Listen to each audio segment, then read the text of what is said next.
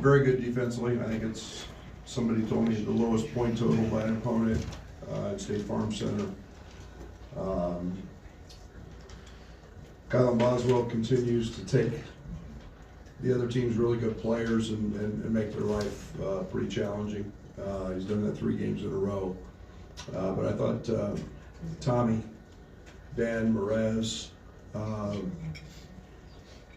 you know, they were tremendous in their help and their support. They had a couple guys that we truly could just kind of muck up the game and clog the paint, and they do a good job with posting guards, and I thought we did an efficient job of taking that away, and really good job on the glass. But then we got offensively. I thought we had really good balance tonight, inside out. I thought we were efficient. I thought we got to our next actions, created opportunities. Again, I thought KJ and Kylan did a great job. Trey early of getting downhill. We talked about having some violent drives and getting downhill and playing off 2 feet. They're a team that had fouled a lot, but it was a good basketball team that we played tonight that had an off night, and I think we had something to do with that. But solid night.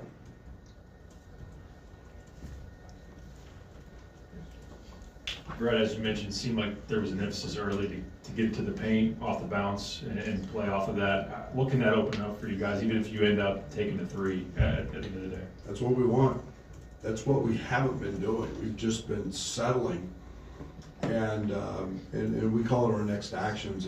It's the action after the ball screen, of seeing what the defense that gave us and did to us. But you know, the floor is spaced. We've got shooters. You know, but they're a team that tries to block a lot of shots, and very similar to Alabama. We just did a much better job of executing, and we've spent more time on that. But you know, now it pays off with a lot of free throw attempts, and that's what we're trying to be. And the former head coach Bruce Weber, he was in the house. What was it like to have him back? And do you have any memories of that 2005 team? I know you were a coach elsewhere, but you know, were you aware of what was going on in 2005? Oh yeah. Yeah, it was that was a very, very good team. And you know, Bruce was at a school that I know very well, where I played at Kansas State, and has done just an unbelievable job throughout his career at Southern, and you know, obviously a long time with Gene at Purdue. You know, the coaching profession's a pretty small profession, and it's a great network. And you know, Bruce is respected as one of the really good coaches in the history of college basketball. So, you know, now for the Big Ten to have him doing games in studios is you know, it's refreshing. It's good for Illinois, because he was here. But yeah, and, you know, he's fun to talk to. He's got great wisdom and a lot of memories of things that went on in here. I didn't remind him about the 33-point game that happened here, but you know, I thought we were pretty good tonight with 34 points holding our opponent, but then I found out it wasn't the low point total. But I probably could have mentioned that on the air and had a little fun with him, but I'm sure that was a great game for the fans to watch. Brad, the offense was sharp tonight. I just want to get your thoughts on just the intensity from the start. You know, it's funny because I told our staff before the game I was a little worried. I thought we were a little flat, just kind of in the locker room. But again, I think that's where Kylan just gives us really good maturity, and I think, you know, Ben understands that. They know that team played Arkansas in the second half. They got down big early and fought back and competed, and we talked a lot about how, you know, flat and just didn't play the right way against Maryland Eastern Shore. And you know, so we had a good day of practice, and it was just a mental thing. So I think you can obviously tell we were sharp. You can look at our free throw shooting, we were sharp. And you know, that's a tribute to the leadership that we're starting to develop on this team. Brett, you often talk about not getting screened. it seemed tonight they were much better at being able to navigate those ball screens, getting over the top of them, getting through those screens without getting caught. What's been how's that work for them? What's the transition like for those guys? Yeah, it's hard. It's one of the hardest things to do is to avoid getting screened, and you know, it's an anticipation, it's understanding and seeing the play, knowing what they're trying to accomplish, you know, and then having some physicality to you, you know, and it's again trying to force somebody into a hard two and not relaxing, knowing you can trust your teammate who's setting the screen, that if something happens, he's going to help you. So we've just gotten better at it, to be very honest. We emphasize it. It's who we are. You know, Kylan, KJ do a great job of it. Trey was really good tonight. The first screen of the game, he got screened and gave up one. And after that, he was really good, just physical. And it's different than most teams play, but it allows us to be good and efficient. Coach KJ and Will both said that they don't really think of themselves as freshmen per se. I know Thomas Love is technically a sophomore, but is this an atypical freshman class, or are they still working through freshman things to clean up? They're still freshmen. You know, I think it's good they don't think of themselves that. You know, as we get into some of these games and schemes and scouting and the knowledge and understanding that other teams will have of us and what they will do, that some of that is new. It takes a little longer to learn things or grasp things, whereas when you're a veteran, you just, you know, I've seen that. I know what to do. But they're very seasoned. They've all played a lot of elite level basketball. They've done it on world stages, and you know that's comforting. And they've all done it against really quality players. So there's no intimidation that, well, the guy I'm going against is projected as a first round draft pick. They see that every night they play or against other pros. So that part of it, I think they're all pretty comfortable with, but just the you know, the knowledge and understanding of the college game, there's still some growth there. KJ talked about the focus going into the game being defense, and just to have like 11 steals out of the 14 turnovers you face, is that a typically high ratio? For us, my goodness, that might be a season's worth. I think we're pretty close to last in steals in the country. It's not what we do. It just happens that we were handsy tonight, and I thought, again, it was a lot of credit to Ben and Tommy earlier and Merez for clogging the paint up, for being active with their hands.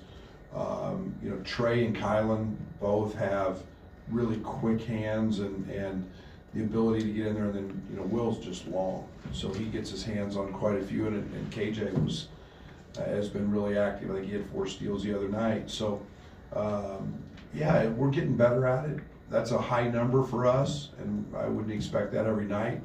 But, you know, we'll take what they give us.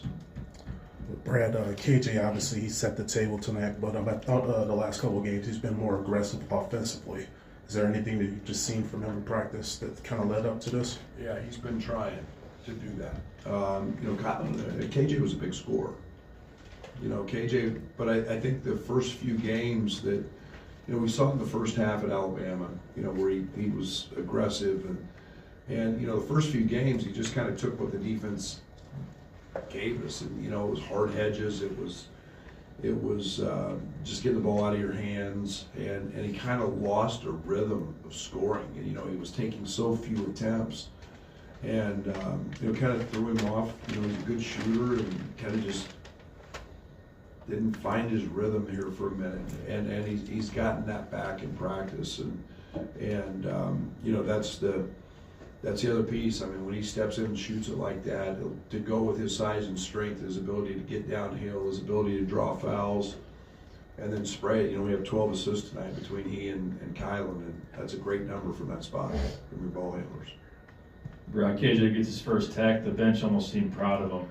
Will says he doesn't show very much emotion. What do you think of that one? Oh man, I wanted to hug him. I mean, you know, we're not encouraging those things, but you know, I think one of the guys said he's officially earned some street cred now.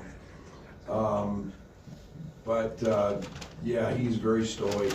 He doesn't say much. He doesn't get too emotional, but you know, I understand why they have to call it and do all that, but you know, that's one you just kind of, you know, glad to see he's got it in him. Brad, you brought up Ben's mile time on Saturday on talking about the offensive pace. I guess, how did you assess the team's offensive pace today, and how does that carry forward into Arkansas? You know, and I think it's one of those things where a lot of KJ's pace, you know, and it's not, what I'm trying to get is, we don't want to play faster than we're capable of making decisions. But yet we have to understand, and it's the little things, like if the wings run really hard and get to the corners, that creates space. If they just jog and get to the free throw line, that puts a defender there. So it's just little things. And you know, we talked about before the game, get to the corners, they're gonna give you corner threes. I think we had 3 at half. And it's just a little thing that's really important. And I don't care what the play is, or KJ brings the ball up, or Kylan brings the ball up at a jog, you need to run. And so those are things that we're still working at getting better at. But tonight we were better than we had been. Couple minutes in, you sub Trey out, but you had 4 and 2, and you were yelling at him that was big time. I'm curious what you're seeing out of him maybe in these last couple of games that excites you.